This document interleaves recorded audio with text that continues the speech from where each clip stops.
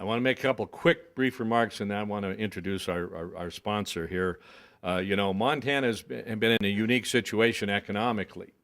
We have just gone through the most rapid growth period that we've had in many decades. In the period between January of 2005 and late 2008, before the recession grabbed hold of all of us, with 59,000 jobs were created in Montana, 59,000 new jobs in many sectors of the economy. But of course, as most things in Montana, those jobs showed up in small businesses. We really don't have big businesses in Montana on a national scale, and most of our jobs and most of our economy is built on the small business. Notwithstanding what is a significant economic downturn nationally, the worst since the Great Depression, we're still one of only 2 states that's operating in the black as a state government. We have had the 8th fastest growing economy in the nation over the last few years. We continue to be, we have the 7th lowest in unemployment. Now, those are the good news things. The tough news is it is a recession. Demand is down. We all have to scrap a little bit harder to keep in the black. And that's why it's so important that Senator Tester took the lead on this conference to try to help you figure out how your small business can take advantage of working with the state government and the federal government in terms of contracts and activity. It's with great pleasure to introduce to you the Senator, the Montana's best friend to small business, our Senator, U.S. Senator Jon Tester.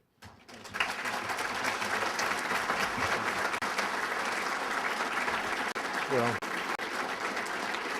thank you very much. No, that's okay. Thank you. We've got, I appreciate that. We've got important work to do today. I want to thank you, Evan. I want to thank the work you do and the governor's office to move forward the economy in the state of Montana. Before we begin, I would just ask you to, those of you that can stand, please stand and join me in the Pledge of Allegiance. I pledge allegiance to the flag of the United States of America and to the republic for which it stands, one nation, under God, indivisible, with liberty and justice for all. I want to thank you all for taking time out of your busy schedule, and I know it is a busy schedule, to join us here today. I'm going to be quick because we do have a lot of things to cover this morning and this afternoon, but I do want to take a moment and explain why we put this event together. This is the second one of these small business opportunity workshops. We held our first one last June in Great Falls. We hosted that event after learning of plans towards some projects on the northern border to some big contracting firms, one that already had a long federal resume. That decision raised a lot of questions, and rightly so. So I invited several federal agencies to join me in Great Falls to explain that process so we could all understand a little better. It was a good event. It was an example of what can happen when we work together. We also got some of those agencies to fish a little further from the boat. Some Montana businesses landed work and created jobs because of that workshop in part. Now, I'm not here to make decisions for those agencies. That's not my role, and it should not be my role. But I am here to make sure that Montana small business owners and contractors are able to compete on a level playing field, because I believe when Montana businesses compete on a level playing field, they win. And that's because we value hard work, we value quality, and we know the value of a buck. Main Street businesses create Montana jobs, as Evan knows, and as you know. Today, I want folks like you to understand what federal and state agencies need from you. What does it take to compete and win for various contracts, and how do you put together a competitive bid? This morning, we're going to have a few presentations: Federal Contracting 101, State Contracting 101, and then a presentation from the Small Business Administration about what it does and how it can help you. After a brief break, we'll hear very briefly from each agency, and I think there's about 20 of them in all. And then in the afternoon, folks will have a chance to meet one-on-one with representatives from each agency. It'll be a chance to ask questions directly, trade some business cards, make some contacts, and deal with folks eyeball to eyeball. Again, I want to thank you all for being here today, and I want to thank the representatives from the state and federal agencies for your willingness to be a part. It means a lot to us. It means a lot because I think we all want to see the contracting be fair. Working together, we'll make this small business opportunity workshop another success. I would like to ask Liz. Liz Chang has a few comments from Max, and I very much appreciate Max's support in all this. Liz, would you come up and real quick, and then we'll take some housekeeping notes, and then we'll be off and running. Liz Chang. Good morning. Thank you, Senator Tester. I have a letter from Senator Baucus, and I'm sorry that he couldn't be here. Dear friends, I'm sorry I can't be with you today personally. I'd like to thank Senator Tester for his efforts in planning this much-needed workshop. I'm working with him to keep jobs, businesses, and money coming to Montana. This week, I've been in Billings, Great Falls, and Missoula, meeting and talking with small businesses about creating jobs. Like you, I'm committed to doing all I can to help steer Montana's communities out of this economic downturn. As chairman of the Senate Finance Committee, I'm currently working on several targeted job creation proposals, including a series of smart, effective, responsible tax cuts.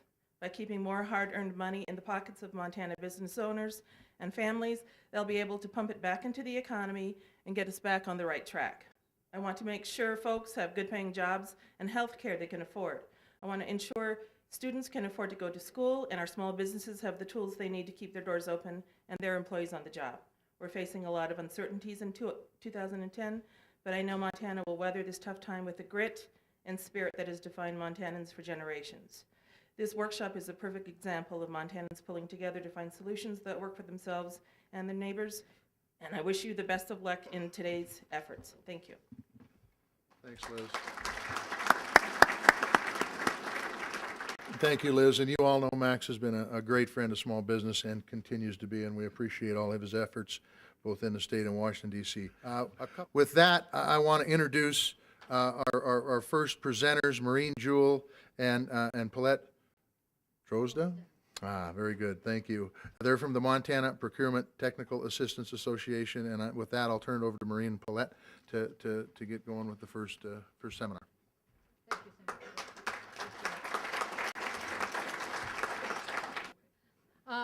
My name is Maureen Jewell. I am director of a program called Montana Procurement Technical Assistance Center.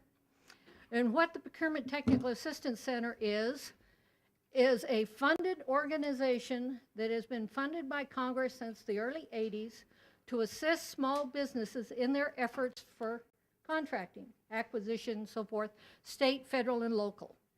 What we're going to cover today is what we do. We provide one-on-one assistance to small businesses. We assist you in locating bids when you're ready. We help interpret solicitations, bids, proposals, so forth and so on. We assist with the registrations that you have to have. We assist with the certifications you have to have, and we'll go in those in a little bit more detail. And we assist you with marketing to the government, and that is a big deal right there. Okay, some of the certifications. You must have Central Contractor Registration and ORCA. It's not a fish. It's online representations and certifications. Central Contractor Registration is a master database for all contractors engaged in federal contracting. And it's interesting. I mean, I've had calls this year with some of the stimulus funds and other things going on from a small school district in Webo who says, we were told we have to be on CCR. Okay, we walk them through and show them how to do it. Hospitals, little hotels. I had a hotel, I didn't even know there was one, in Circle. They had to be on CCR. They had not a clue.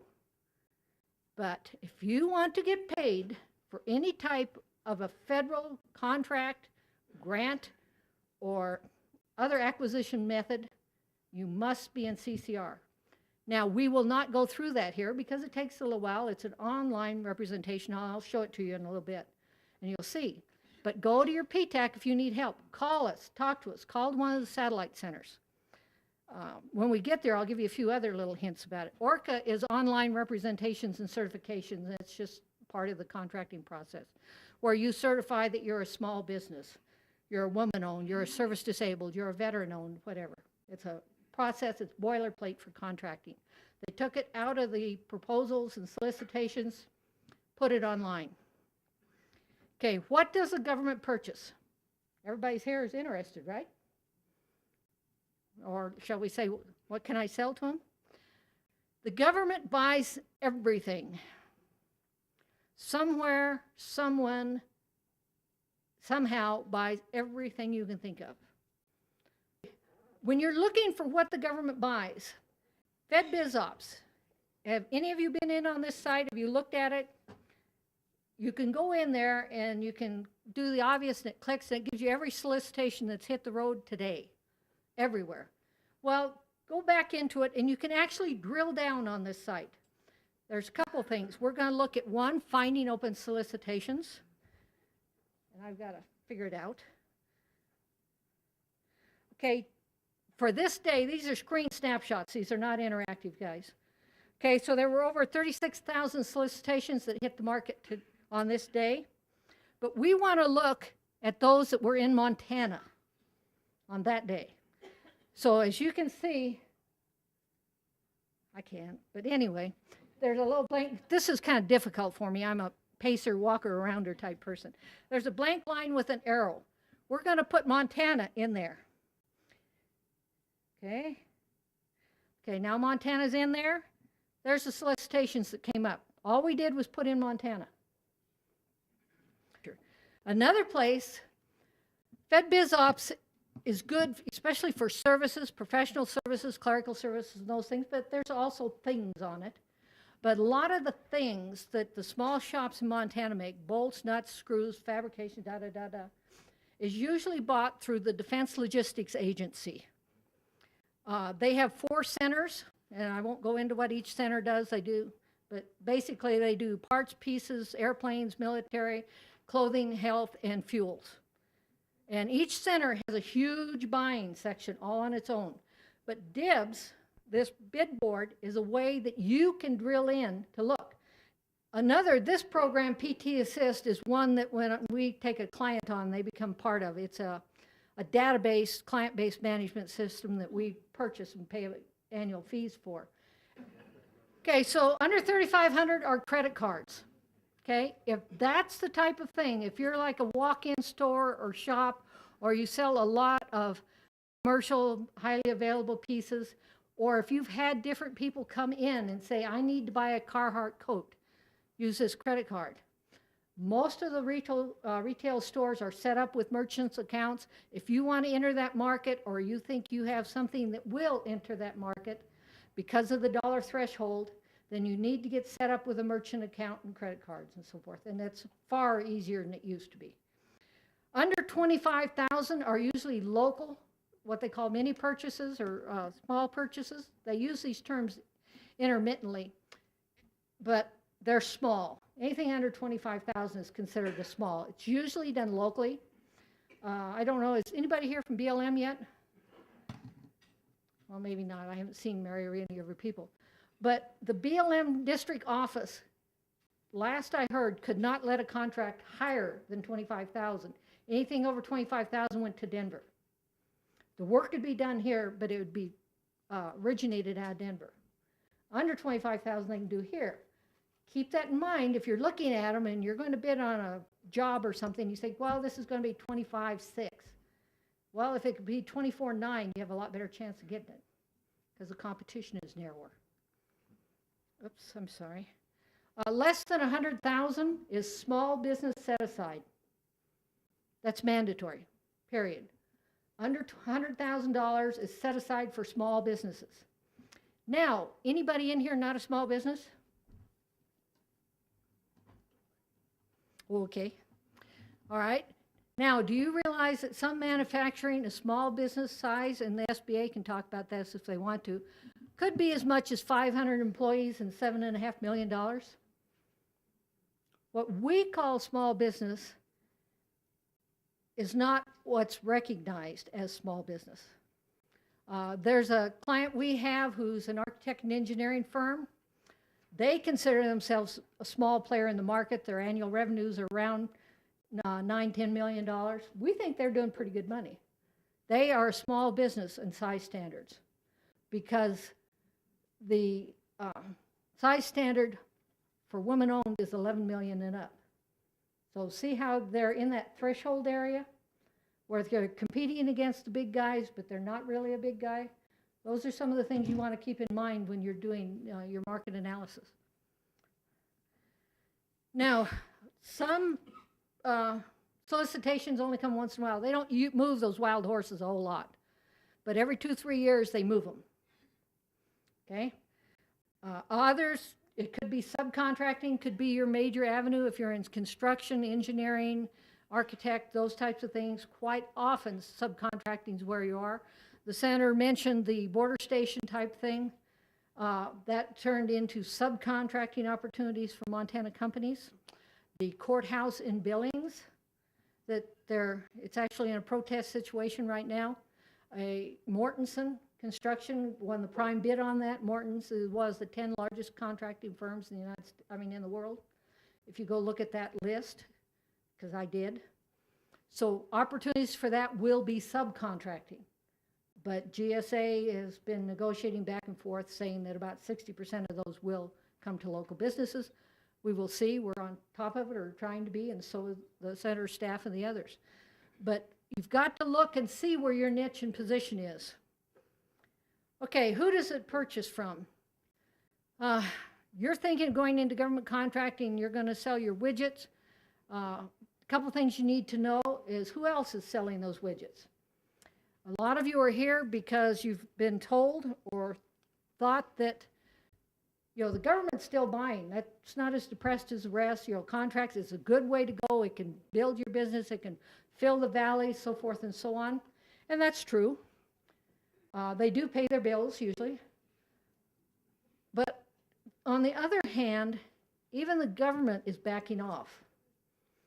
In fiscal year 08, we normally buy 6 months into the year in contract dollars coming into the state, and that's all dollars, entitlement, primes, everything, usually runs about $260 to $270 million. In 08, all the charts and reports were saying we were sitting at $146 million. Okay? Some of it has to do with passing the budget and available funds and things like that. But certain things are getting tamped down, and there's always trends running in the background, and you need to be aware of those, especially when you're planning your business and you're actually looking at where and how you want to go. Okay, now other trends that were coming in is for 3 or 4 years, fire just ate up the Department of Ag, the Forest Service budgets. We were running $30 to $40 million a year in fire costs alone. And then they changed the way they bid those contracts. They brought in some other systems. They brought an online system in. They called it Viper. Some of you may be familiar with it. And I don't know why the animal name things. It just comes out that way. But it was basically an online registration and bidding system. What happened when they did that is a lot. We used to have, on an average, 800 plus small contractors. This is from the one guy with his pickup and a chainsaw up to big potable water, unpotable water, whatever else, food, catering, toilets, wash stand, all these sorts of things that were in that market a lot. When they went into Viper, we lost a lot, probably 300 of what I call our woodsies. These are the guys that are out there doing forest work. They possibly were Jippo loggers in their previous life or something. And they wouldn't go online. They wouldn't learn. They wouldn't get an email address. They just said, I'm through. I'm done. I'm gone. Well, that brought in some big companies. And that's exactly what happened. There were companies out of California, Nevada, Arizona, New Mexico. I think those were the first states that really jumped on, put together big fire protection companies. They had everything. They had trucks, they had equipment, they had men, they had teams, they had water, they had anything you wanted, they could furnish. Okay, our guys had a hard time competing with them.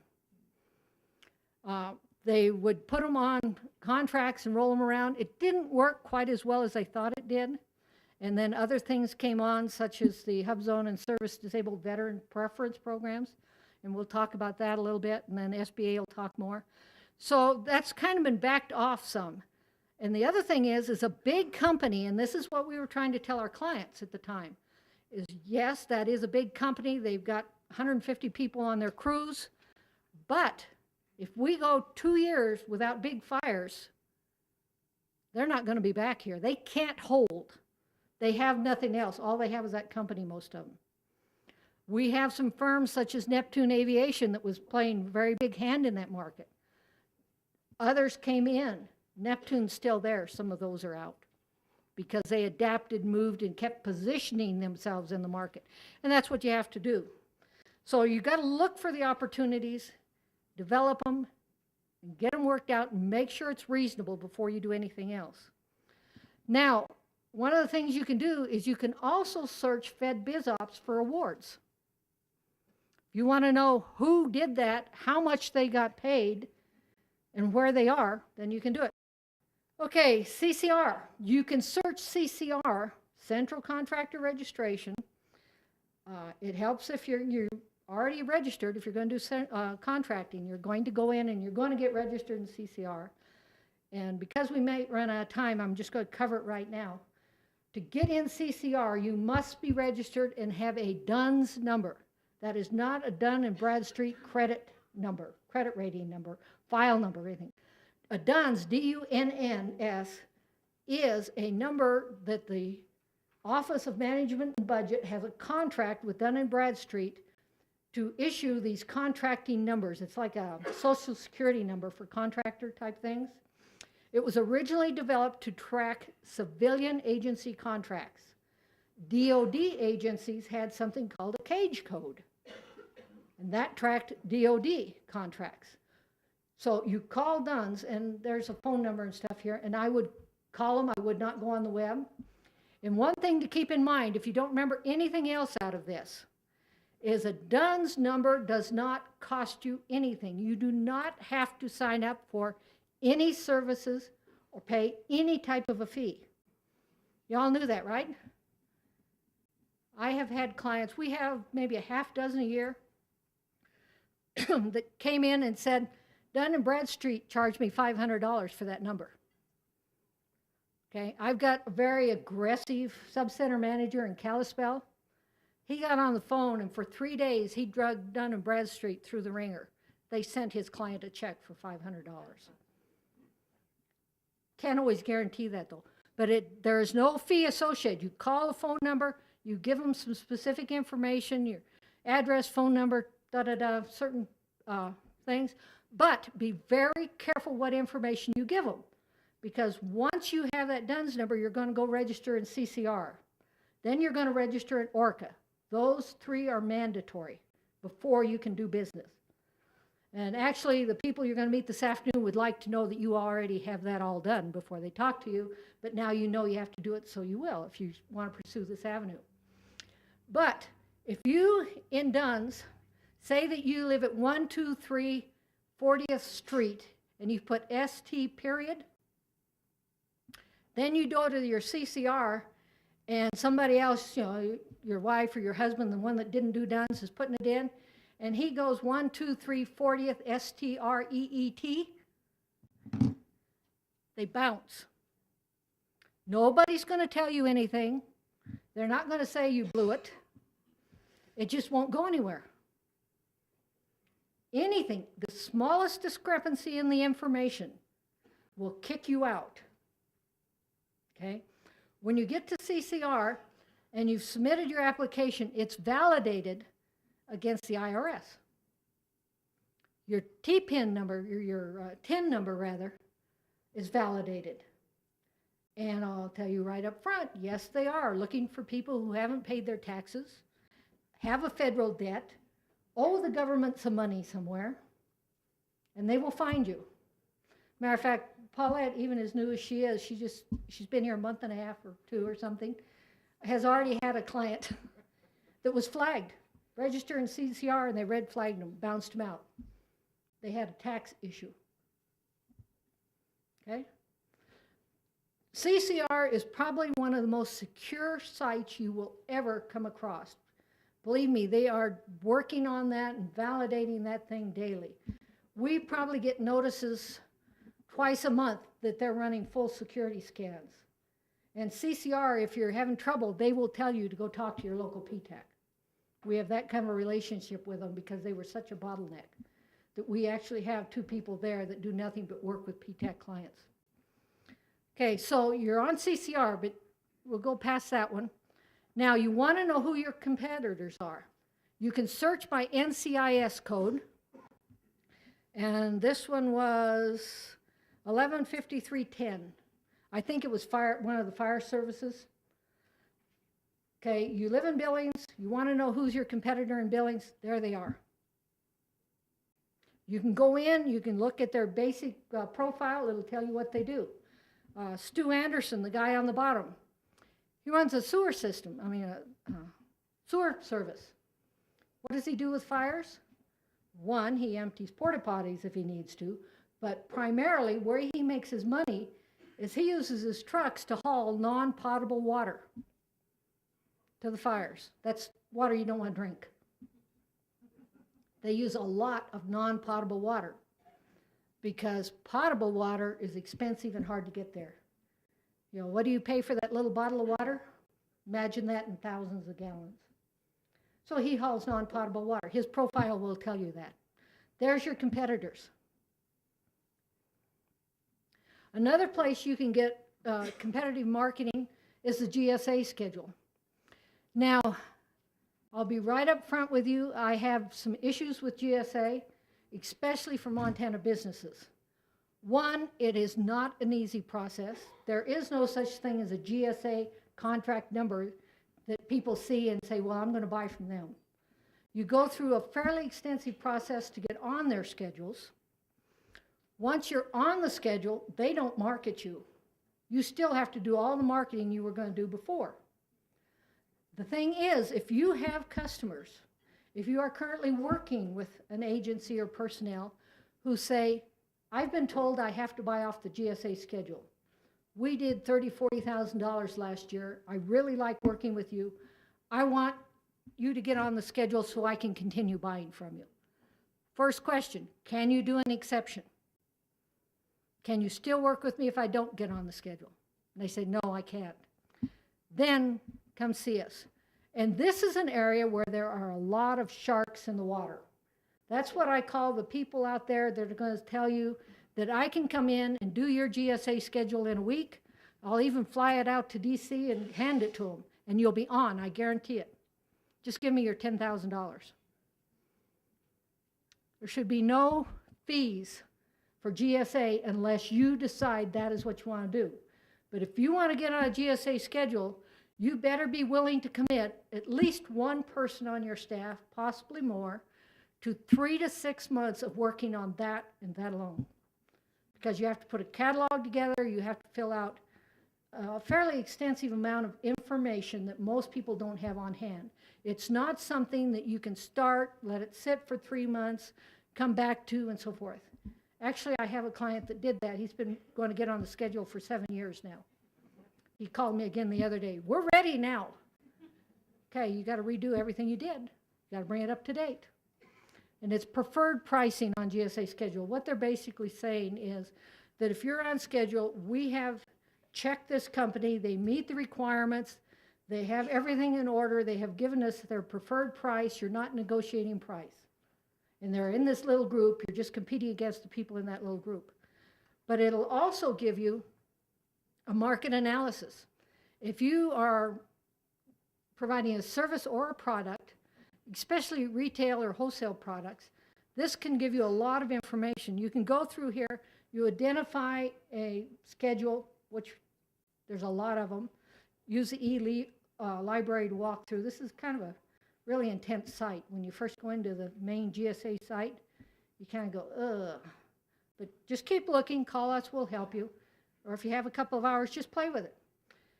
You can go through, you can see everybody that's listed under that schedule.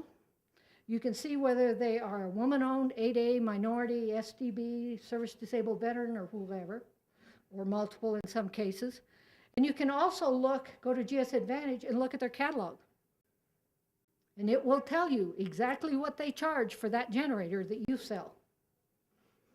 Okay, go through the list, see, this guy sells it up here, this guy sells it down there. Can I make any money in between those two? It's a market analysis tool, if nothing else. If you want to get on the schedule, be ready to do the work to do it. And then after you get on it, and it's been taking about 6 to 9 months, by the way, then be ready to do the marketing. You'll have to go back and do everything we've been doing, you know, finding your client, finding who buys what you buy, finding how they buy it and so forth, and then go at it again. Should you be in government contracting? Anybody's eyes rolling back yet? This is really fast, guys, and I apologize, but this is what we can do at this time, so that's what we'll go for. One, find out if they buy your product. Can you be competitive? Can you be responsible and responsive? The government does not give you a contract and a big check and say, go get me what I want. If you say you can do it, that means you've got to be able to upfront the costs of getting the materials, the product, whatever, for minimum of 30 to 90 days. It might be 120. And it can be less than that if you invoice absolutely correct the very first time and nobody else ever makes a mistake on it. We're moving into electronic invoicing, wide area workflow, and so forth. Matter of fact, I have 2 of my people down in San Diego attending a 5-day workshop just on that. So that's the first step. Does the company buy from companies like you? In Montana, that means a small contractor, somebody that doesn't do a high volume thing. You don't sell hundreds of thousands of widgets. You maybe could sell 50 in a bunch. What you don't want to do, and we try to advise you, is you're looking at a contract, you're negotiating, you think you're going to get it, and then you look at the delivery schedule. You've been producing 50 of these things a week. They want 50,000 of them in 90 days. Can you do it? You say, sure, I'll just gear up, I'll buy a new building, I'll do this and I'll do that. You're not going to get paid back in time to make that worthwhile, and that may be the only buy they ever make from you. So it's a business decision. It's not a give me. Subcontractor, you know, there's a couple of websites, Subnet and some of the others that list primes in Montana. Other than construction, architect and engineering, we don't do a lot of subcontracting in Montana because we don't have a lot of major primes. We have probably maybe 8 to 10, and you're not even aware of them. You know, they come in low-key. Chem2 Hill is here. Most people don't even know that they're a major international player.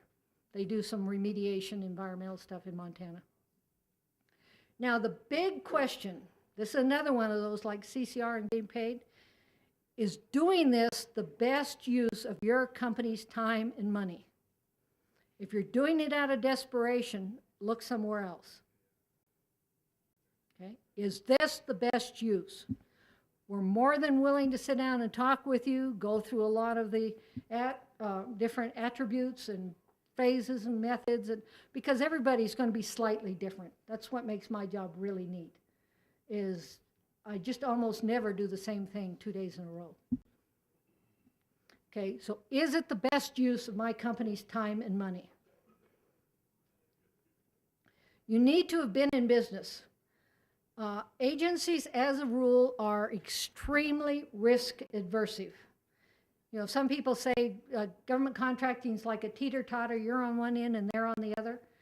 Well, I can tell you, if that's true, you're on the end and there's 700 pounds on the other end. They do not like to take risk, which is what a contract is, a negotiation of risk between two parties. Why? Because they are stewards of the public money. They have more people looking over their shoulder than are in this room practically. And if there's any feds here and want to deny that, they certainly can. I don't think they will. So there's a tremendous amount of oversight. I believe our senator even has some oversight once in a while. You know, and congressionals do, they're interested. Acquisition and contracting is a very big buzzword right now. It's easy to talk about. It's very, very difficult to understand. Okay, so you have to have been in business because they don't like to do business with people that aren't in business. And you have to have some past performance history.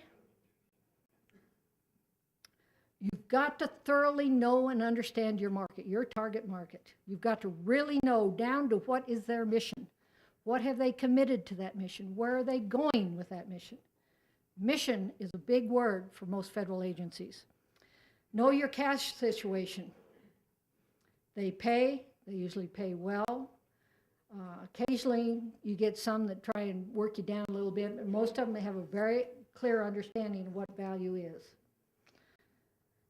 Okay, if you're in construction, you've got to know your bonding limits, and most of you know that if you've got a $500,000 bonding limit and you bid a job out at $300,000 and another contract job or federal job comes up that's another $300,000, you can't stack them. Your total is your total. And it's also very tricky in construction on bonding between the subs and the primes. Your Contractors Association can help you on that, and so can we. And you've got to understand the concept of best value contracting. Best value contracting, I can give you a big legal description, but basically it says contract officers have the right and authority to evaluate a series of proposals and pick the one that best meets their acquisition mission and needs. Notice I didn't say the lowest price. Okay? Price may be a component. Technical qualifications may be a component. Past performance may be a component. But they are just components. They have the right to do best value contracting. Some agencies do it much more than others. That's something you might want to learn. Okay? How do you find them? Events like this is a tremendous opportunity. It is very difficult to get a bunch of contract officers in a room these days. They have no money for travel, most of them. They are very, very pressed for time. They have tremendous workloads. It's hard to do this, so take advantage of it. Don't waste their time or yours. Know what you need. Listen to them when they're talking up here. If you sell translation services, the Bureau of Reclamation is probably not going to buy you. You know, they don't have anything for you right now. But you've got to ask the questions. You can register on, some of them have websites where you can register and get small bid, micro purchase announcements. Referrals, if you've been working with one, you know, talk to them. Is anybody else, you know, I'm over here with the Forest Service, does BLM use these services? Or I'm working at Maelstrom, can I also do this at Warren, F.E. Warren? Searching, as we showed you, for RFQs, RFPs, invitation for bid. That's a request for proposal, a request for quote, and an invitation for bid, an IFB. And there are different types. Building relationships. Again, we talked about not getting paid, but you must be able to do electronic funds transfer. It is very rare for any office to write a check. I still see one or two for very, very specific reasons, but normally no. It's all automated. It's through electronic funds transfer. That's one of the reasons you're in CCR, because all that information is there. Get a DUNS number, and I've got these on a handout. It'll be at my desk, these websites. Call the phone number. I wouldn't go on the website, but if you want to, go for it. Federal supply codes, you've got to find out what code category you fall in. If you remember way back there when we looked at that maintenance engineer, it was an R code, which is natural resources. The reason you need to do that is because you've got to pick up the standard industrial classification code. They're not supposed to be using these, but it takes time to weed it out of the system. The primary code system now is the North American Industrial Classification System, or NCIS, NAICS rather. See, the acronyms get to me too. And you have to have that one. You need these numbers in CCR, by the way, because you're marketing there. And when you go in CCR, you will notice, let me see if it's on here. When you look at CCR, on the left panel, there's a little heading there that says Dynamic Small Business Search. This one doesn't say it. Yes, right up there on the top, right under quick links. Dynamic Small Business Search is an integration of the old ProNet website that SBA had. But that is a marketing opportunity for you. A lot of COs, especially for small bids, will run a dynamic business search. I had actually a call from North Dakota this week. John did. Somebody wanted to know service-disabled veterans. He wanted a list of all the service-disabled veterans in Montana. Well, I certainly don't have time to do that. That's that guy's job. And John came and said, well, what do we do? And I said, run them on a dynamic small business search. It's public information. It's available to anybody. But contract officers also use that. So be careful when you fill that out and make sure it matches everything else. That first thing you do with DUNS, make sure you think before you put that information in there, photocopy it, and every time you register, you use that exact same information. Otherwise, you're going to call me and you're going to say, I've been trying to get this thing to go in for 3 weeks and it won't do it. Well, you call CCR and they say it's off. You know where those emails disappear to you never see? That's where it goes. Okay? So when you're going to register in CCR, this is where you go. You start a new registration. You walk through it. There is a handout, or handbook rather.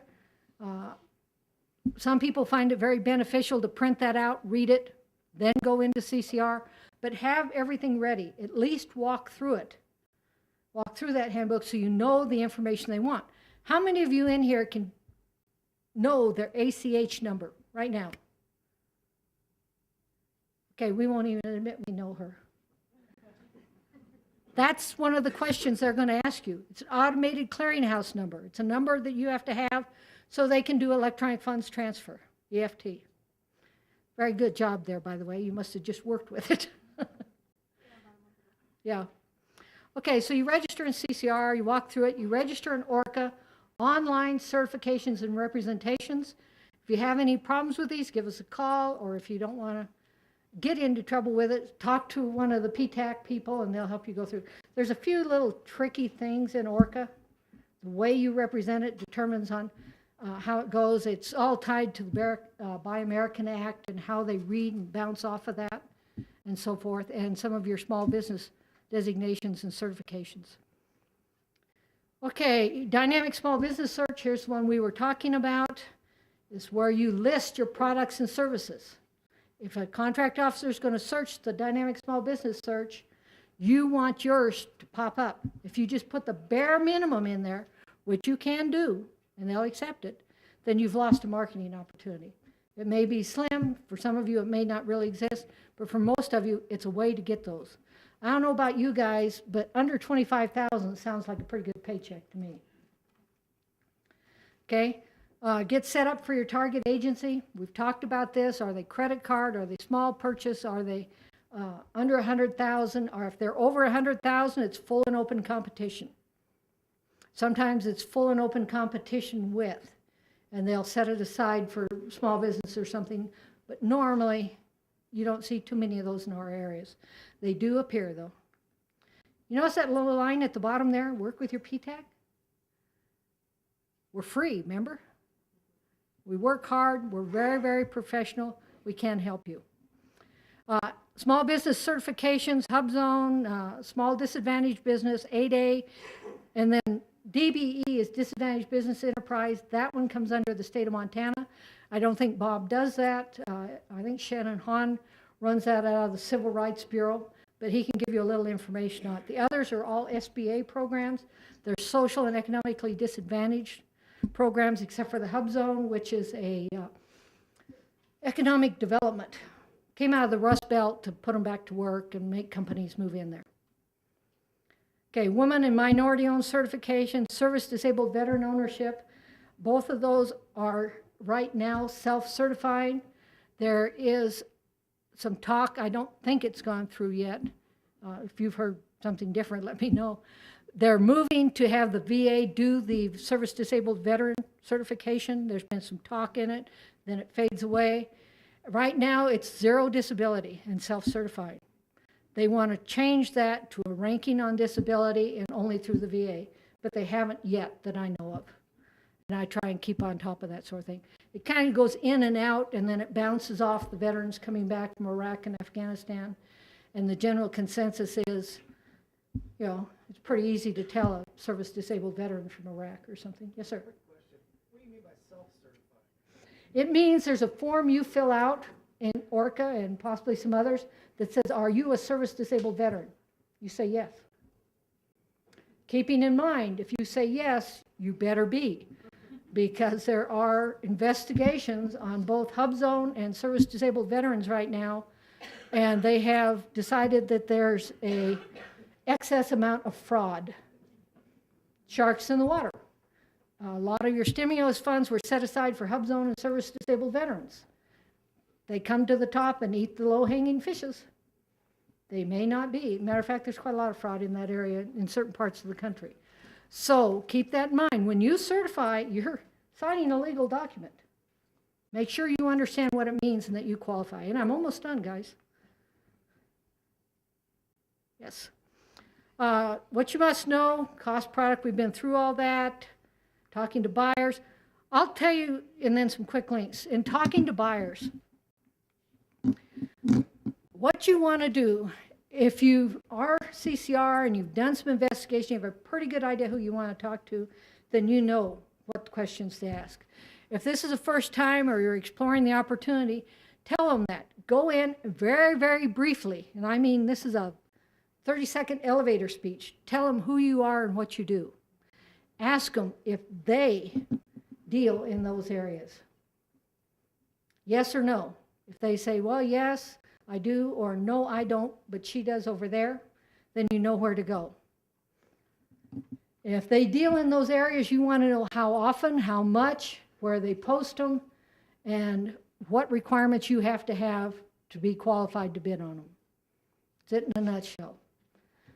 Be quick, be clean, and be right to the point. You follow up with them. Get a card, get information. If you think they're viable, this is not the time to sit down and close the deal. This is the time to make the first contact. You tell them you're going to follow up with them. If they don't run screaming from the room, then do that. Okay? You've got a lot of people out here, and I think about 18 people in there. You know, don't mob them. I'll never get them out again. But they really do want to help you. Just ask them. You're going to get a 2-minute speech by them. Ask them if they do what you do, if you think they might. Then go from there. And thank you all. I appreciate your patience and endurance. Thanks. So Bob, if you'd come up, we'll rock and roll. Bob Oliver.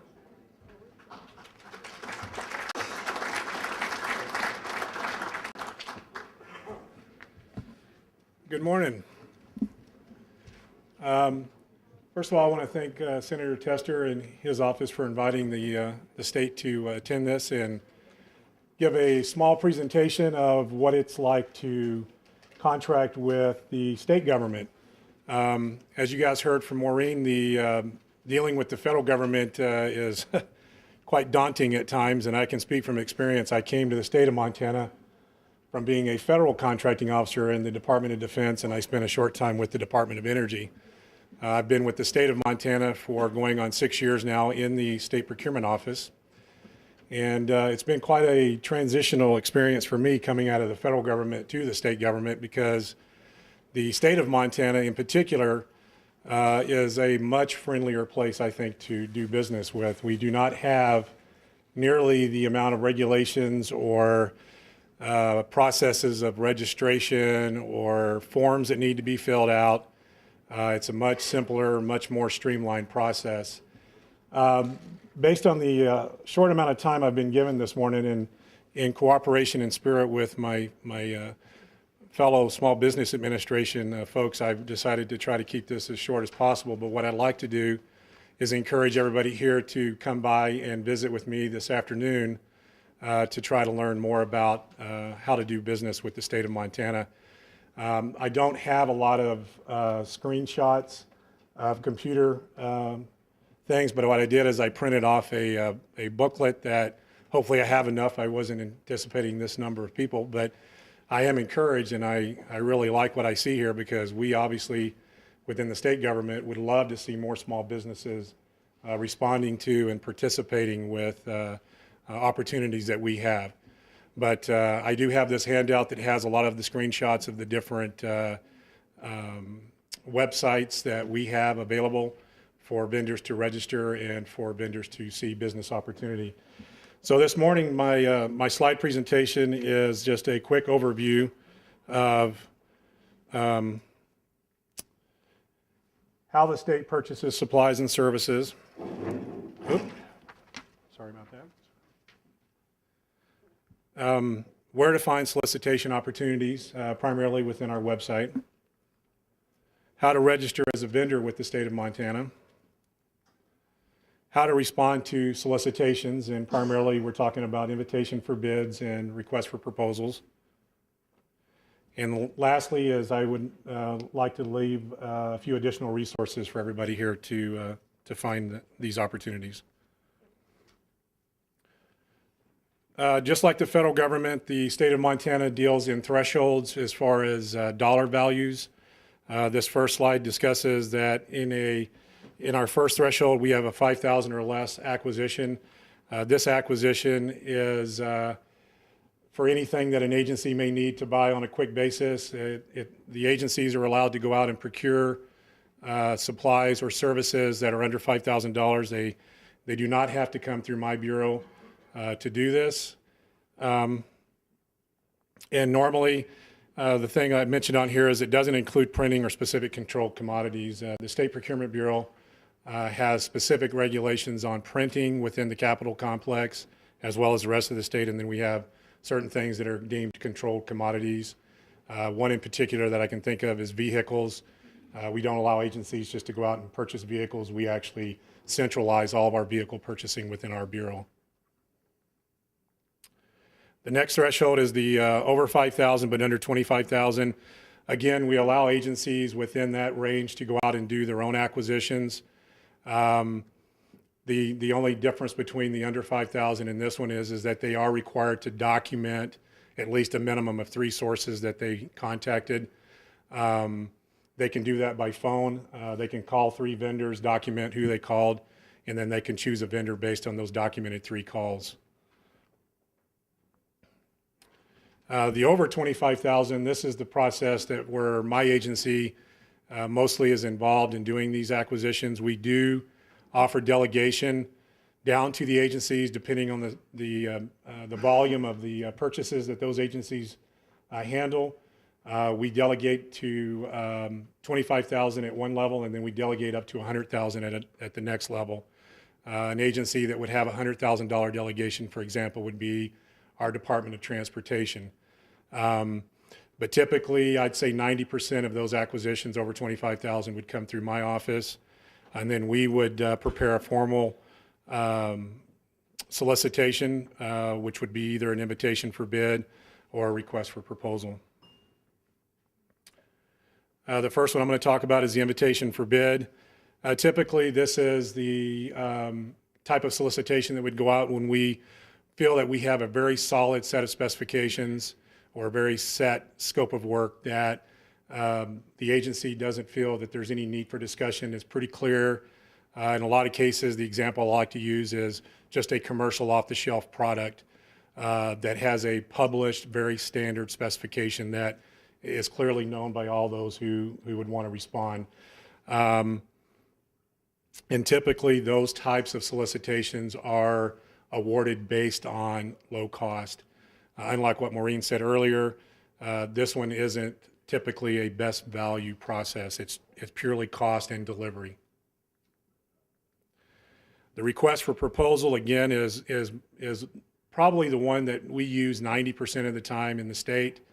This is the one that we would use for complex acquisitions, those items that we feel require further discussion, require the agencies as well as my office to investigate further a company's capabilities, how long they've been in business, just a whole array of different factors would go into a request for proposal. And then those factors would be what is used by an evaluation committee to score and rank those proposals that are received by my office, hopefully for ultimately selection of an award. And as you can see in the slide, we do rank those evaluation criteria by what we call relative importance. So the thing that we feel is the most important would be what you would see in our RFPs as probably the highest scored element of our evaluation factors, and then the lowest number would be the one that we would feel is not as important, obviously, is the one on top. Again, the RFP process permits discussions. Unlike the IFB, typically when we get a bid in under an IFB, we're opening packages, we're looking at numbers and we're recording those numbers, and at the end of the process, the lowest bid is generally the one that we would select. Under an RFP, it's a little bit more complex. Proposals get received into my office, and all requests for proposals have a designated time and date that they must be in. When they come in, they're locked into a box, they're held until that time. At that time, those proposals then get delivered to me as the contracting officer. I then open those proposals and I do an initial determination of responsiveness, which is essentially looking to make sure that the elements of the RFP that we require have been met as far as acknowledgements of addendums or signature on the cover page, your price has been recorded, just whatever we have indicated in our instructions in the RFP, that those things have been met. Now, under the state of Montana, as I mentioned earlier, we're a little bit more forgiving in some of those areas. I won't say we're forgiving in all of them, but certain minor ambiguities or things that you have forgotten to acknowledge. In some cases, I won't say always, but we generally will contact that vendor and allow them to correct their mistake. Generally, that's not in a pricing mistake, obviously, but if you have failed to acknowledge an addendum or something of that nature, it's our goal in my office to keep companies in the running for contracts, not to eliminate them. So we will do our best to allow each offeror who has submitted a proposal to us to correct any mistakes that we see up front that we deem as a minor mistake. Once I've opened those proposals and made that initial determination of responsiveness, and I say initial because under our law, we're allowed to deem somebody non-responsive right up until the point of award. So even though there's an initial determination of responsiveness, if through the process we find other things within the proposal that raise a flag to us that you may be non-responsive, we can then deem you non-responsive at that point. Typically, that doesn't happen. We try to catch everything up front. Once I've done that, then those proposals are released to the agencies. As I said, I work for the State Procurement Bureau, but I support 26 state agencies. And so we buy everything imaginable based on the needs of those agencies, as you can imagine, from the Department of Transportation to Fish, Wildlife, and Parks to the Department of Natural Resources and Conservation to Department of Environmental Quality and so forth. So when we have these RFPs, then we form committees based on those agencies, and we bring in what we like to call subject matter experts in that field of whatever that acquisition is for. And they then become what's known as the evaluation committee. And within that committee, there's a chair that chairs the committee. So at that point, I release all the proposals that have been accepted by my office to that committee to complete an evaluation process. It depends on the magnitude of the RFP on how long that can take. Typically, if anybody has responded to a RFP with the state of Montana, we have a schedule of events that we publish up front in the RFP of a timeline of what we hope to achieve as far as our completion of the evaluation and then our anticipated award date of that contract. By law, any meeting that we get together to discuss selection process or anything of that nature, we have to publish that meeting 72 hours in advance of that meeting. And that 72 hours is to allow everyone in this room an opportunity to see what the meeting is, what the subject of that meeting is, what the location and time of that meeting is. So any meeting that you see published on the State of Montana website, absolutely you're welcome to attend. And again, the documents That's your proposal documents, that's old contract documents, anything in my office that you would like to see, as long as you can tell me what it is, we will make that available for your ability to come in and see it and make copies of it.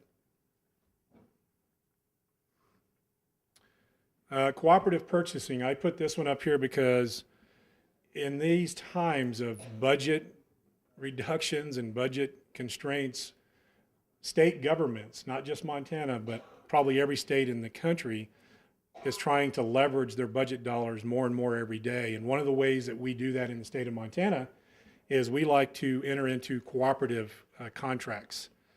And this is a subject that's really near and dear to me because I sit on a committee of 17 states that represent the Western United States called WSCA. It's the Western State Contracting Alliance. And as a matter of fact, I get to go to Minnesota next month to participate in probably one of the largest cooperative contracts in the nation as far as state governments are concerned, and that's for IT purchasing. And I actually sit on that evaluation committee for that. And that contract, just to give you an example of the magnitude of a cooperative contract like that, does about $1.2 billion a year in business, just one contract. And right now, I think that contract, even though it's made up through the Western State Contracting Alliance, has about 40, I think the last count I heard was 45 states are participating in that contract. So the importance of cooperative contracting is important to all of you because you may see opportunities that are not in the state of Montana, but that Montana participates in. And all of those contracts, all those opportunities are also published out on the website. And you can see generally in a snapshot which states have elected to agree to participate in those contracts right on that website. And I can tell you from Montana's perspective, we participate in every one we can because we definitely want to take advantage of the buying power that those agreements provide to the state of Montana, especially when you're including larger states like California in that mix who buy a tremendous amount more of goods and services than we do. But we benefit as a state by being part of that alliance, that we get the same pricing that a state like California gets for those types of commodities and services. The other thing with cooperative purchasing is the state of Montana itself issues what we call state term contracts. Those state term contracts are also considered cooperative contracts. And within our state term contracts, we open those up to other non-state agencies like cities, counties, school districts, sheriff's departments, non-for-profits. So the ability for a company who responds to a contract that we are putting together for statewide cooperative purchasing is going to benefit you more than just dealing with the state government, because now you're going to have the ability to go out and market your services or your supplies to other non-state agencies, which is what I've said here. It broadens your ability to get out to other markets besides state government. Where to find solicitations? Within the state of Montana, just like anyone else, we have a pretty good website. Every solicitation that we issue in the state of Montana over $25,000 must be published on this website. So it is a good tool for everyone in here to know what's available without having to go out and visit with every department of every agency to say, what do you got coming up? Every opportunity is going to be on this website. All of our solicitations are put into, as you can see on here, what we call quote groups. Those quote groups are just general groups of services or supplies. And then within each of those groups, we drill down a little bit further to touch on some specifics regarding what it is we're trying to buy. And again, our website and my department also supports the university systems within the state of Montana as well.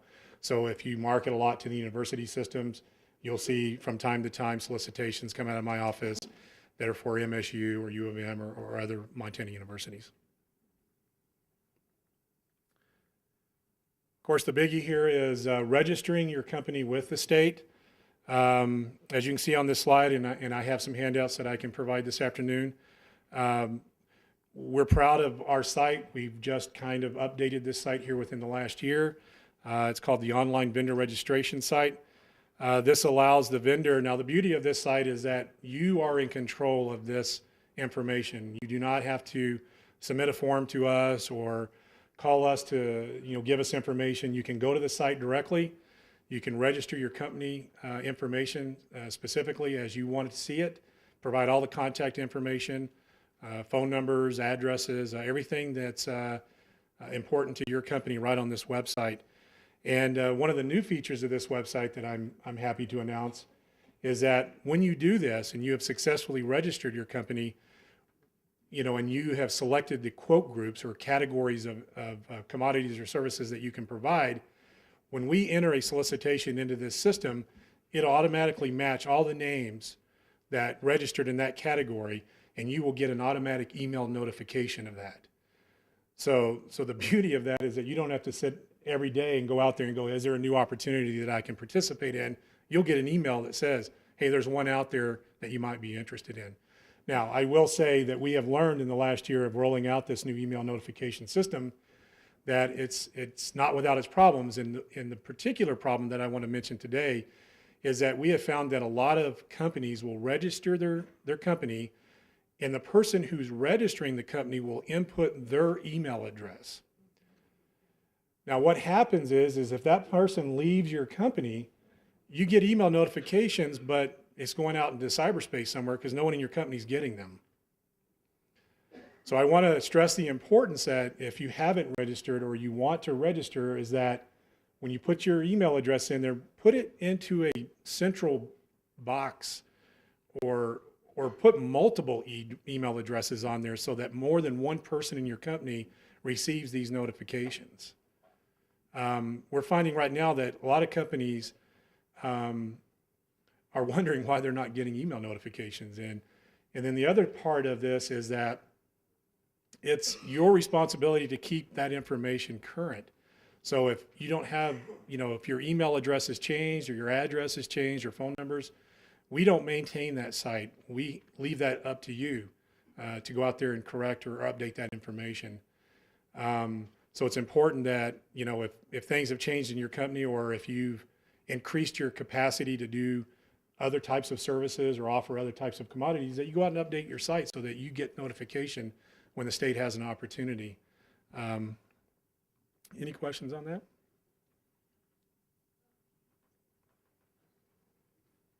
Yes, ma'am.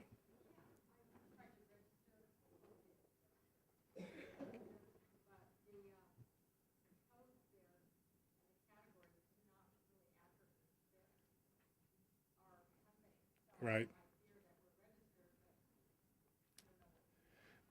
And I agree with you on that. I have actually said something as well, and we are in the process right now of looking at hopefully the ability to expand on that. Like the federal government has the NAICS codes, which are very detailed, and they drill down very specifically into nuts and bolts and everything that you can possibly sell. The state, we don't have that level of detail out there at the moment. What we try to do is, as we learn of things like that, is that we try to add those categories as we know of them. So hopefully that'll improve, but all we can tell you at this point is just try to pick the best category that fits you, because we are also in the same boat as well. When I get a solicitation and I'm ready to post it to our website, I have to choose a category as well that I think best fits that. And a lot of times I'm in the same boat as what you're describing, is I'm looking to see what I think is the best category based on that specification or that scope of work.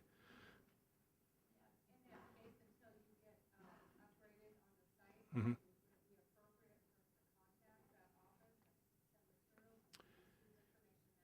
Absolutely, yeah. The marketing and your ability to contact doesn't change at all based on what our system looks like. You can continue to do that at all times. And what I'd like to encourage is, a lot of times we get to sitting in our offices in Helena and we don't hear a lot of this information. So as you run into these kind of difficulties or issues that you think that we can improve, we would love to hear from you. Absolutely. The other thing I want to mention is that when you register yourself, you create your own user ID and your own password. And I want to say this because this too becomes problematic at times when vendors call on us and say, hey, I've forgotten my user ID or I have forgotten my password. Our system does not give us the ability to provide that information to you. We don't know it. Because I'm certain if we did know it, we would help you, try to pull that back up. So what we wind up seeing, and we're getting ready to go through an exercise this fall, is we wind up seeing a lot of redundant registrations because a company will have not gone into our site for quite a long time. They'll go back into the site. They'll have forgotten their user ID or their password. So what they wind up doing is they re-register their company again. So then when we go into our system, we wind up seeing the same company names sometimes more than once. So I encourage you, when you do your registration, please write down your user ID and your password somewhere so that you can get to that. Otherwise, you're going to go through the registration process again.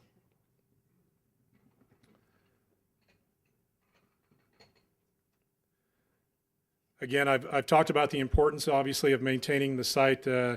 It's your sole responsibility for the accuracy of the information and for keeping that information current. As I said earlier, neither the state of Montana nor its employees assume any responsibility for that accuracy. And that comes down even to the category selection. I mean, we have no involvement in the registration process with the state of your company. Okay, so now we're going to touch just a little bit on just a very high level, how to respond to state IFBs and state RFPs. One of the things about the state of Montana, and it's probably pretty similar at the federal level if my memory serves me, is we don't accept electronic bids. As much as we want to move to a paperless system, unfortunately, in the world of government contracting, we still rely on seeing paper documents. So at this point, when you respond to an IFB, you will be required to submit that back to us in the paper form with signatures. Some RFPs and IFBs will come out with certain forms. As the slide says, you're required to submit those forms back to us. One particular thing on this slide I want to make note of is that when we're dealing with large businesses at times, we find ourselves getting back information from those companies that is specific to their company. It's their terms and conditions or their specific information.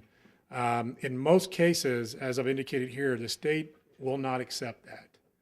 Now, if it's information that is brought into your proposal in an RFP, then that information obviously would be looked at and considered. But in an IFB, as I said earlier, generally that's not open for discussion. It's based on what we've specified, what you've said you can do to provide what we specified, and probably best price. So we generally don't, we generally hope to not see that kind of information come back because that kind of information could deem your bid as non-responsive. And it goes without saying all bids proposals have to be signed. Yes, sir. Electronically is like if you try to email it to me or something, we wouldn't accept it. Now, a faxed response in some cases would be considered, but in all of our documents, we say you have to contact the listed contracting officer and get their approval to do that. And the reason for that is so that they're aware that there's one coming in on the fax machine, because if you've ever been in a contracting office at bid time and everybody's trying to fax their documents in, it's chaos. Okay, so we really try to encourage you to not do that because Montana specifically under our statute has very strict laws on bid times. And you'll see in one of my slides in a moment that no matter if it's late, it's late. It doesn't matter if it's caused by the fax machine being jammed or it was snowing and you couldn't get it there. I mean, late is late in the state of Montana. Well, I say that here, I guess. Late bids will be rejected regardless of the degree of lateness or the reason for delay, including causes beyond control of the vendor. And I have that in there because in the federal government, they actually have some latitude in there that they'll allow a late proposal or bid based on certain conditions. For example, if the U.S. Postal Service can't get it there, then sometimes they'll excuse a late bid for that reason. State of Montana doesn't have that latitude under its statutes. And like the federal government in the state of Montana, bids and proposals can be withdrawn prior to that due date and time.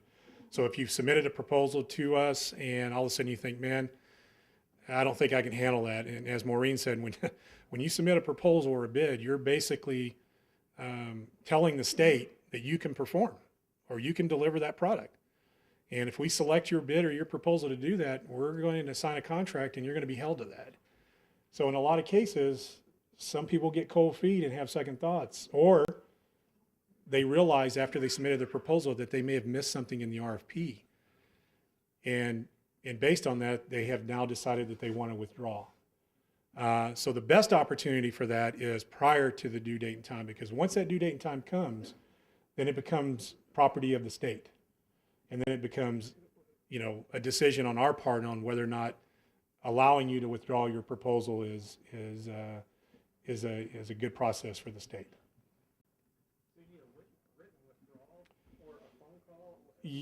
Typically, it would be somebody calling in or an email notice to me saying, hey, I submitted my proposal to you. You should have it. Can you verify you got it? Yes, I've got it. Okay, I want to withdraw that. I would need it in writing because the last thing I want is a vendor to say, hey, I submitted my proposal. Where is it? So I would want something in writing on that.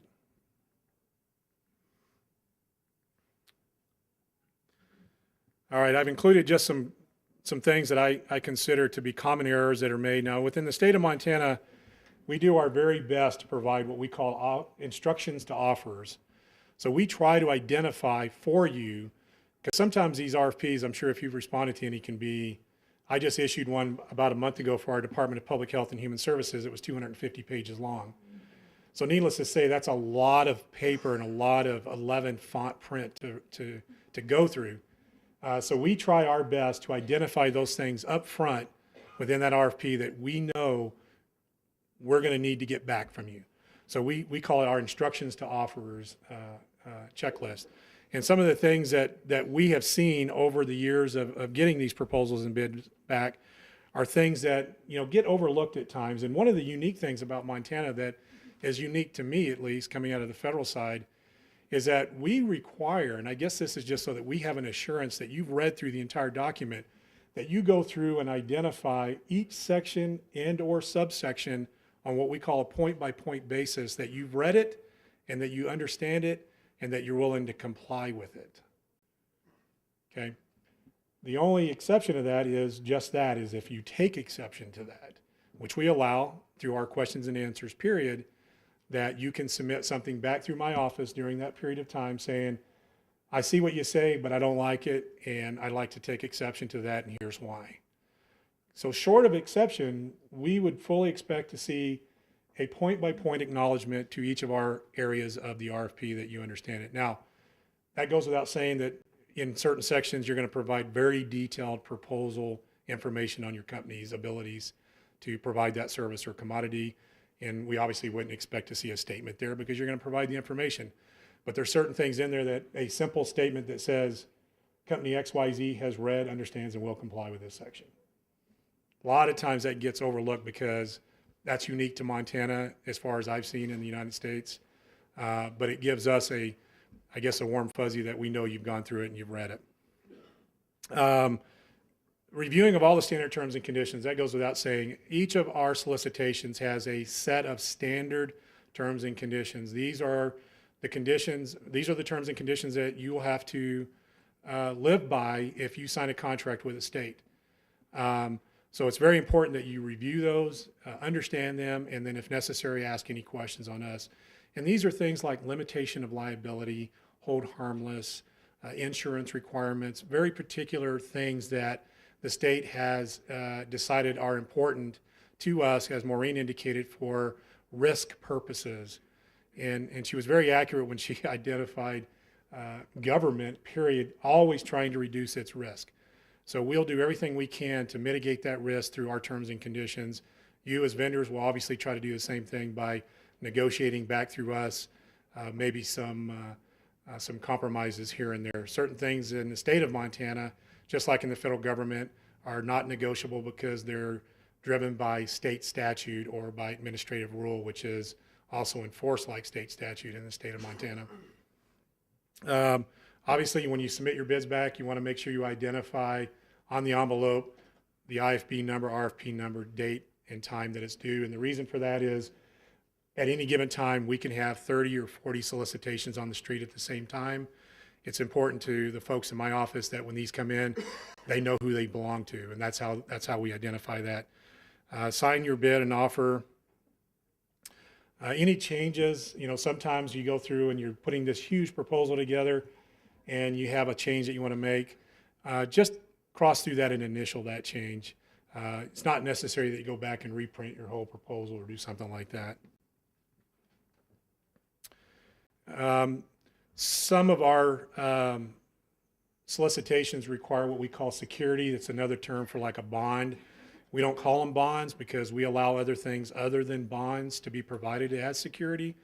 For example, an irrevocable letter of credit can be provided, a certificate of deposit, and of course, cash always works.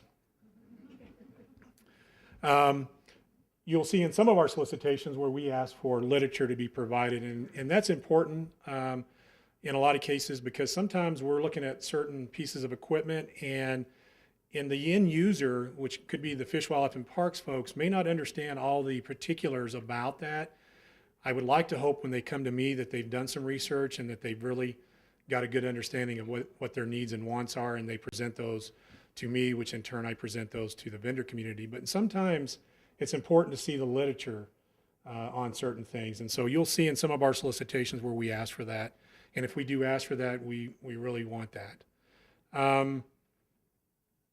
Any contractor registrations that we may ask for, and that's not typical for the state government, but sometimes because of the nature of state government, we have a lot of federal money that flows through the state.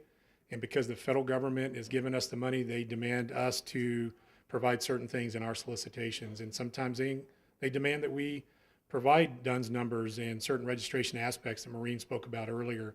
So if we have that requirement on us from the feds, we will definitely put that out in our solicitations. And then of course, we'll want to see that information come back. Goes without saying, review and complete all the requirements. Again, these are any particular stuff that you'll see in that instructions to offers.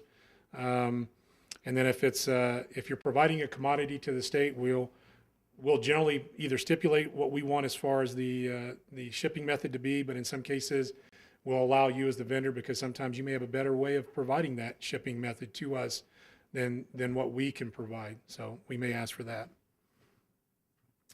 And then of course signing the bid and proposal, but the key thing on here is the acknowledgement of addendums. It's a slightly different term than what you may have heard at the federal government. When they change something within one of their solicitations, they call it amending it.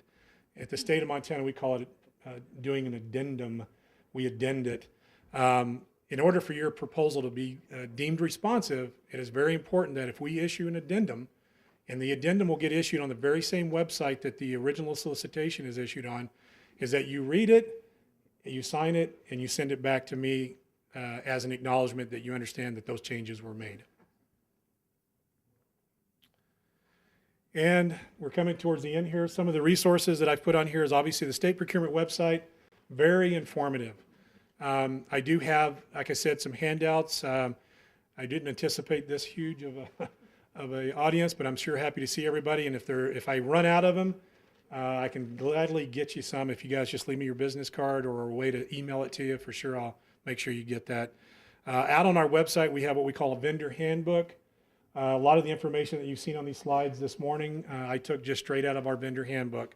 Very good source of information. Like the federal government, the state has its policies and rules. The key one for us is the Montana Procurement Act.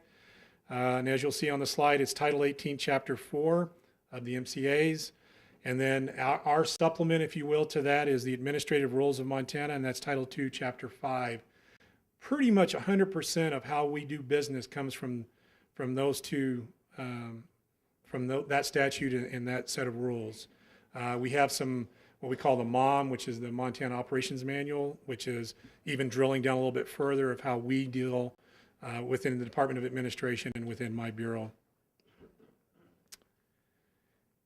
And for help, I've just provided this up here. Again, I'll give all this out this afternoon, but Our general number to the state of Montana, or to the State Procurement Bureau, is up there, and the fax number. That's our address that you see, and then that's my name and my phone number I've provided as well as a point of contact for you. And that is the end of my presentation. Is there any questions from anybody I know this went very fast, and generally I teach the basic procurement class for the state, and this takes sometimes 2 to 3 days to go through. So I really tried to condense a lot of information in a very short amount of time. Well, thank you, Bob. Appreciate the presentation very, very much. Next, we've got the Small Business Administration. Michelle and John and Robert, you're next up on deck. And if you guys want to rock and roll, we've got to get. So, but thank you very much.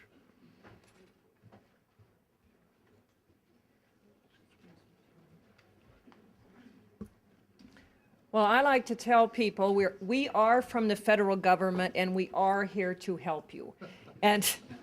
And that is a true story. SBA was created in 1953. We're an independent federal agency, and our mission, simply put, is to help people get into business and help you stay there. I'm going to just cover our programs very, very briefly, and then I'm going to turn it over to Robert, who will talk on the procurement end, and John, who will get into the lending programs. But we work in 3 main areas: access to capital, opportunities in federal contracting, and developing entrepreneurs. Or more simply, the 3 C's: capital, contracts, and counseling. The first C is capital. With the Recovery Act, which was signed just a year ago in February of '09, SBA was able to help small businesses get access to capital that was much needed. We reduced or eliminated loan fees and increased our guarantee on 7A loans. With those changes, our average weekly loan volume in Montana has increased more than 87% compared to the weeks before the Recovery Act, from 1,053,000 per week to nearly 2 million per week. As of 2/12 last Friday, SBA has approved 417 7A and 504 Recovery Act funded loans, supporting over $108 million in lending to Montana small businesses.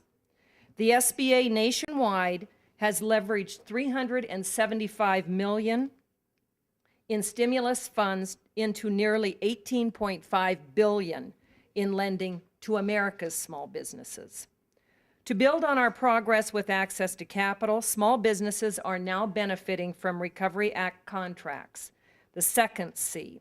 As SBA Administrator Karen Mills accurately calls federal contracts the oxygen that small businesses need to drive revenues and build their bottom line. At a time when revenues are tight, the Recovery Act contracts are even more critical. The SBA is determined to make sure federal contracts are going to small businesses, especially those owned by women, minorities, and veterans. We continue to head up programs like the 8A Business Development Program and the Hubzone Contracting Program, and help women and minority-owned firms get federal contracts. Along with our 8A and Hubzone programs, the SBA has a Surety Bond Guarantee Program, where the SBA will guarantee bonds on contracts up to $5 million for small businesses that otherwise couldn't obtain bonds through standard channels. Prior to the Recovery Act, the limit was $2 million, but after the Recovery Act was signed, we are now up to $5 million. And Montana's surety bond activity has increased by 40% from January of '09 to January of 2010. And the third C we offer is counseling. And I want to touch on this because many people do not know how extensive our counseling network is. This includes our SBA employees in the Helena office, from me to all of my employees there, as well as 1 employee in Billings, in addition to our counselors through our SCORE chapters and small business development centers across the state. And we just opened a women's business center here in Bozeman last week. So we're very proud of that. But at this time, I am going to turn it over to John Clayman, who's going to talk about all of our lending programs, and then Robert Much on the procurement. And I do want to just add one thing. We will be here all day We have a booth, and our resource guides are available there. Please take one. If you haven't visited with one of us, please do take one because it talks about all the programs SBA has to offer. Thank you.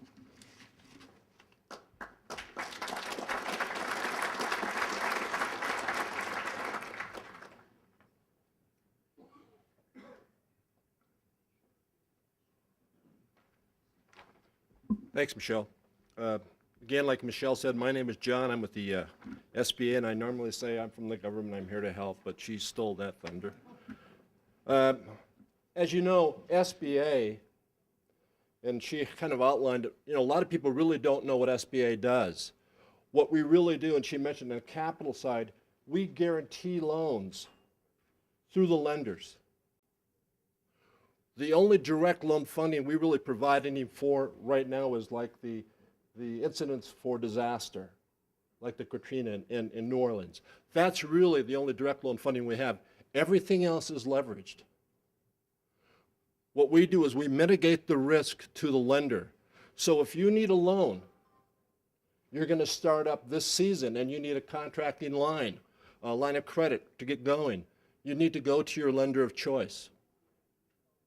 With them, they'll get you an SBA guarantee. And that's what we'll talk about.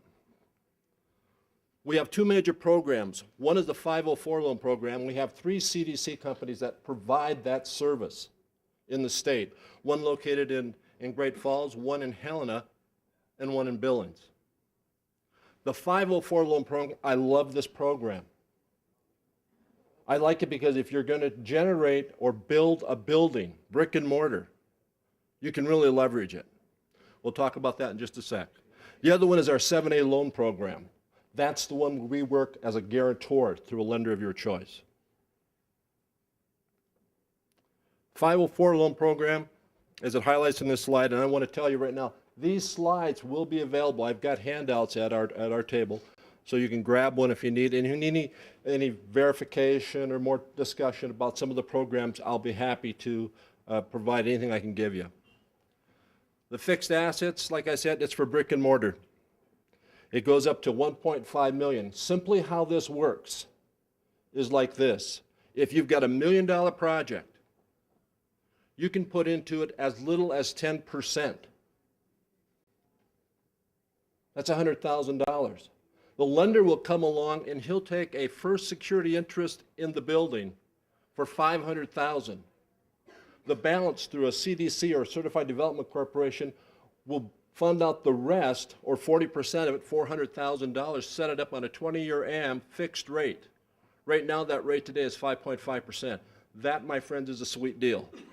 It's a sweet deal for you because you put in how much? $100,000. It's a sweet deal to the lender because he gets a first security interest in $1 million project, has 500 against it. I hate to say it, but my lenders like dirt. And they'll take it. They love it. You like it because you only put in 10%. The caveat, if there's anything scary about this thing, remember one thing. This is a 90% finance deal. 90%. You better have the cash flow to make that work. We also have a 10-year program for large pieces of equipment under the 504 loan program. Same situation. That goes for 10 years. We just mentioned the 10% equity long-term. Remember that 40% of that loan that you're getting is set up on a fixed rate for 20 years. The 504 where you have with the lender, that's whatever is commercially reasonable right now. Most lenders today are running their loans on a 20-year AM, 25-year AM maybe, and they'll reprice them every 5 years. They'll float the rates, what I'm telling you. Our 7A, which is really our workhorse that we have, has a lot of different programs available to it, and I won't go through all of them, but in your case, if you're a contractor and you are starting up this season and you need some working capital, we have products out there that can get you money rapidly. The old adage where SBA took a long time to get a loan approval, those days are really gone. They're really gone. Under the SBA Express program, we can get you a line of credit, or it can be made available. Once they have all the docs put together on it, in hours. So if you came in right now and said, hey, I need $100,000 for a line of credit today, they could probably disperse funds as quickly as Wednesday or Tuesday of next week. Remember the old adage, speed kills? Not in this case. We're here to help, all right? We have Patriot Express. We've got Rural Lender Advantage. I love that program as well. Great program, very fast. Right now, Process Centers tells me that they in the queue have about 7 to 10 days worth of loans. So if you're going to do a 7-day long package, it takes about 7 to 10 days to get approved once it's submitted. Once it's submitted. Rural Lender Advantage, that's 3 to 5. And SBA Express, I'm telling you, that's within a day. I like these programs. Real estate, you can finance with the 7(a). Real estate, working capital, machinery, equipment, we can do it all. We're your full service lender. Why would you want to use SBA? Let me tell you why. Right now, if you go into a lender today and say, I want to buy a piece of equipment, you want to buy a piece of equipment, a big piece of equipment, 3 to 5 years is what they'll probably do for you. With us on board, we go longer. We provide longer terms. Real estate lenders generally are going 15 to 20. They'll go out to 25. What happens when we extend the term of the loan? The payments go down. By going down, we're enhancing your ability to make the payments, stay in business, and grow your business. And like all good lenders, we'll always take more. We just hate to take less. So you can pay it off in advance. It's all on simple interest. Talking of interest, do we have any lenders in here? Thank you. Here we go. Right now, with SBA on board, the max they can charge over New York Prime is 2 3/4%. Prime is at 3 1/4. I'm not talking a 6% deal here. That's the max they can charge, right? Well, now let's put on our hat here for just a second. Let's put on our negotiating hat. If I am guaranteeing your loan, let's say, and right now we can loan up to, we can guarantee 90% of it. So if I've got a $100,000 deal, what's the bank's exposure?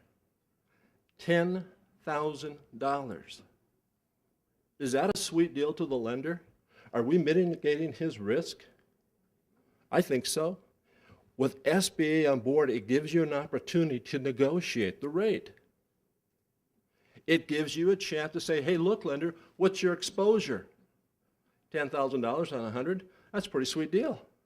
So let's take that rate and drop it down a little bit. You can use this to your advantage. I'm just hoping none of my lending brethren are in here. They hate that when I say this, but in reality, it's the truth. So use it to your advantage. Recovery Act. Michelle talked about it a little bit today. What the Recovery Act did is, and it's doing right now, it's providing a couple major things and why we saw such huge loan growth in Montana and across really the nation. What it did is it moved our guarantee from 75 to 85 to 90%. The other thing it did, it took away the guarantee fee. Remember the old saying, there ain't no free lunch? Well, with us on board, normally there's a guarantee fee. With the Recovery Act, what it's done, it's removed it. So you can go in to the lender of your choice and ask for that SBA guaranteed loan, and there will be no fees. Generally, fees, I'll just say rule of thumb, fees ran about 3% on the guaranteed portion. Michelle talked about the type of assistance that we do have, and I'm going to talk about our procurement assistance today. One thing the SBA is charged with, and in Congress and the Senate, they come to SBA and say, you got to ensure that small businesses receive their fair share of contracts. And there's actually, it's in the federal statutes that the agencies have to set aside up to 23% of all their contracts for small business. So when you see a solicitation out there, it says this is a small business set aside. That means no big businesses can bid on it, so you're bidding against your other small businesses, and that's basically what SBA does. And we kind of are the watchdog, so we actually do review the agencies to ensure that they are doing what they're supposed to do. And then, of course, we give that report to Congress and say, here, DOD, they didn't reach their 23%. They only did 19%. Or BLM did 18%. So then, of course, Congress looks at that, and then when the appropriations comes around, they hold their feet to the fire and say, gee, you didn't do what you're supposed to do, so let's do a better job next time. And so that's kind of what we do as far as ensuring small businesses receive their fair share. Michelle talked about surety bond program. It's kind of like our loan program. You actually go through a local surety, and SBA will guarantee up to $5 million and $10 million if it's a federal contract and it's certified by the contracting officer that you need up to $10 million for bonding. So it's really increased our capacity to help small businesses out there. Types of contract bonds available: bid, payment, and performance bonds. Anything that a surety does. We do have fees associated with that, kind of like our loan program. And the fees are currently about 3.25%, in addition to what the surety charges. So you actually, after you pay our fee and the surety fee, you're probably somewhere around 7% of that bond amount as a fee. Now you can recover that in your proposal to the federal government. They allow you to recoup those bonding costs, okay? DSBS, Maureen talked about it. That is SBA's database website. It was incorporated into CCR. It's a very good marketing tool for you. And like Maureen said, very important to put information in there, accurate information, because a lot of contracting officers, when they're searching for you, they may only put in a NAICS code. So if you don't have that NAICS code in DSBS, guess what? You're not going to show up. Or a keyword. A lot of contracting officers, they'll throw in like Maureen's bolt, or their bolts. They're looking for bolts. Well, if you don't put bolts in there, or you don't put, framing contractor, or you don't put trucking or whatever, they're not going to come up, because they're in a hurry to try to find those businesses. So they're not going to search every which way to try to find it. So you need to really put that information in there. It is a very good tool for you. One of our programs is our 8A Business Development Program. It is a minority-based program, and it's a 9-year development program. So we're tasked with, when the company certifies in the 8A program, we actually help them with their business development. We help them with surety bonding, counseling, our loan programs. And to be eligible for this program, one thing is you have to belong to a recognized minority group.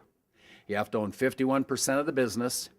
You have to be small according to SBA size standards, and your net worth cannot exceed $250,000, and that's the economic disadvantage portion, and that's excluding your business equity and your personal residence. So you could have $1 million equity in your business, won't count towards the $250,000. Now, can you apply for this program if you are in a minority? Yes, you can. If you can prove through a preponderance of evidence that you are socially and economically disadvantaged. And we do have several firms that did that, okay? You must meet management and capability tests, and what we mean there is you have to be in business at least 2 years to apply for this program. You can't just start the business and then apply, because what they want to ensure is that you have the financial capabilities and management to handle a government contract, okay? And then, of course, like I said, we provide the opportunities and provide you with that government counseling assistance. So in addition to the PTACs, like Michelle said, you can come to our office. I can help you with the government contracting counseling, John Donovan or Kelly Dixon. We have 3 individuals in our office that deal with government contracting. Hubzone contracting program, historically underutilized business zones. That's what Hubzone stands for. Now, this is a place-based program. It basically says that if your business is located in one of these Hubzone areas, your principal or primary business or principal office, you can apply to become Hubzone certified. It has to be owned by a U.S. citizen. 35% of your employees have to reside in a Hubzone area for you to qualify. This is set in stone. You can't be 33 or 32. It has to be 35 or more. Otherwise, you won't qualify. And then, of course, you have to be small, again, according to size standards, which are the NAICS codes. What's the advantage of the Hubzone program? The federal agencies actually set aside contracts, and they're required to set aside up to 3% of all government contracts for the Hubzone program. And so you're looking at $350 billion nationwide, 3% of that has to go to Hubzones. And so if you are Hubzone, it'll say this is a total Hubzone set aside. Guess who gets to bid on it? Only Hubzone firms. So very good advantage if you're located within a Hubzone firm. Thank you. Thank you.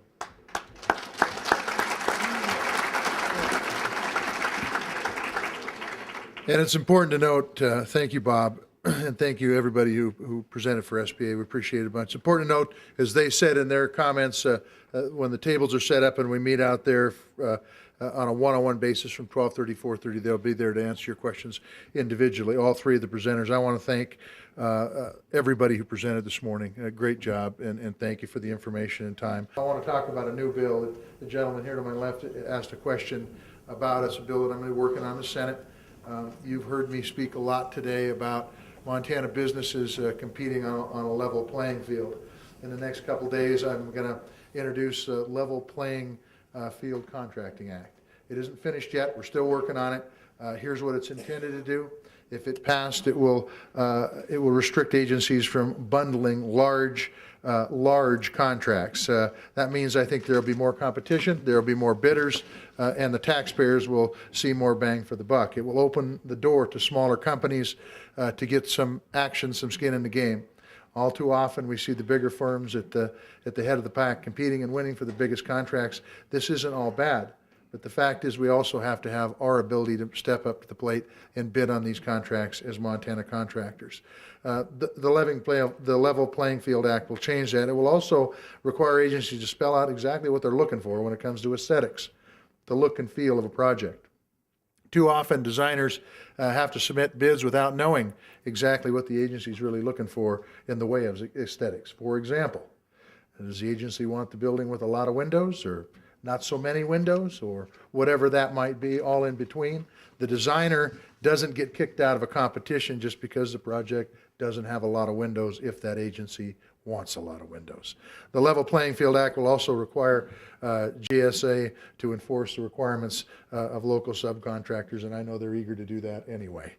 So it's a 60% good faith effort right now for subcontracts in Montana on things like the Billings Courthouse that will go to Montana companies. The bill would make sure that GSA actually lives up to that commitment. It will also require the SBA and the GSA to improve outreach to small business. Not that you guys don't do a great job already.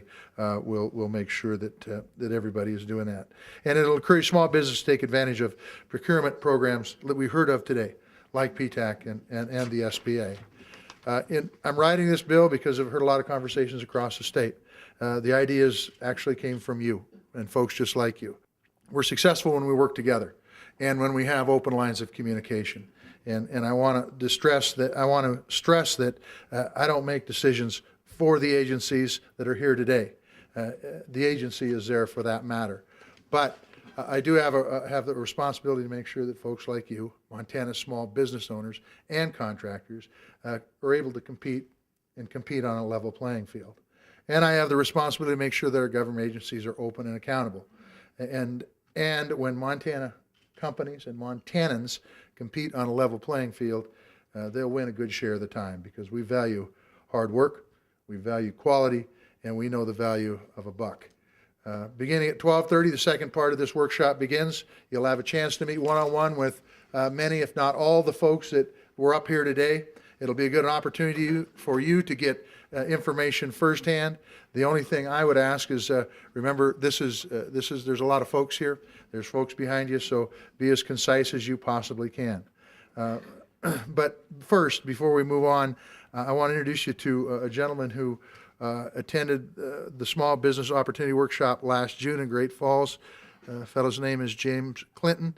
We have heard a lot from folks who attended that workshop that it provided a positive way for them to get some work.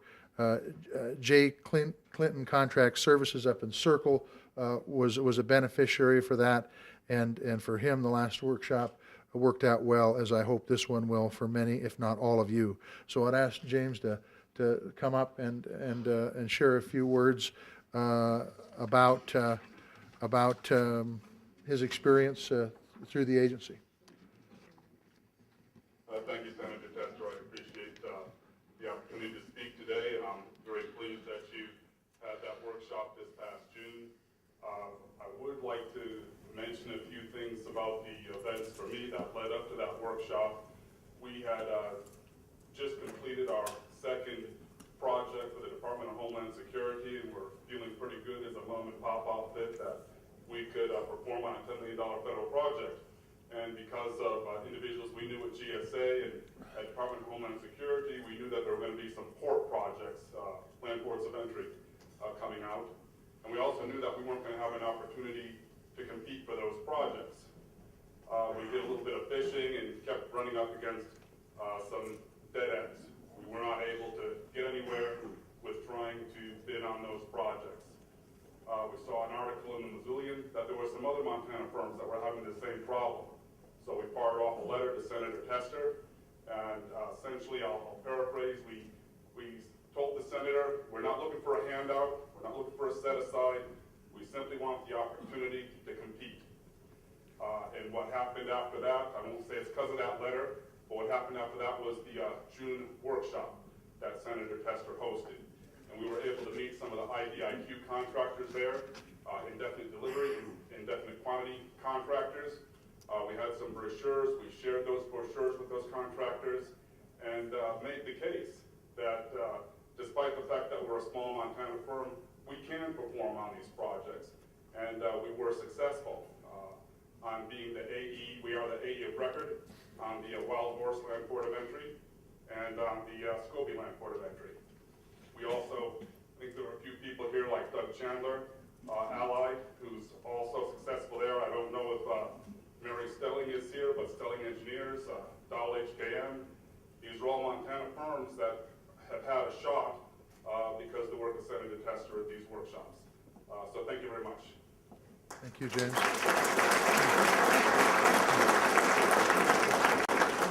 Thanks, James. And again, I want to thank you all for being here. I specifically want to say thanks to a few folks, and I hope I don't forget anybody. This list is quite long, and I want things like this don't happen without you. They also don't happen with some support for some other folks like Governor Brian Schweitzer, like Senator Max Baucus, and Liz Chang and Brianne Rogers are here as his representatives, like Evan Barrett from the Governor's Office of Economic Development. Those folks provided the food and refreshment out here. Tony Preedy from the Department of Commerce, Jim Lynch from the Montana Department of Transportation, Pete Burwell from the Montana Chamber of Commerce, Riley Johnson from NFIB, our friends from the AFL-CIO, Steve Holland from the Montana Manufacturing Extension Center, Carrie Hegerberg with the Montana Contractors, John Rogers, who we heard from earlier from EDA, President Waded Cruzado from Montana State University, our presenters who are all up here, Maureen Jewell, Paulette Drozda, I tell you, it's tough, Bob Oliver, Michelle Johnston. Thank you all very, very much. Let's give these folks a big round of applause.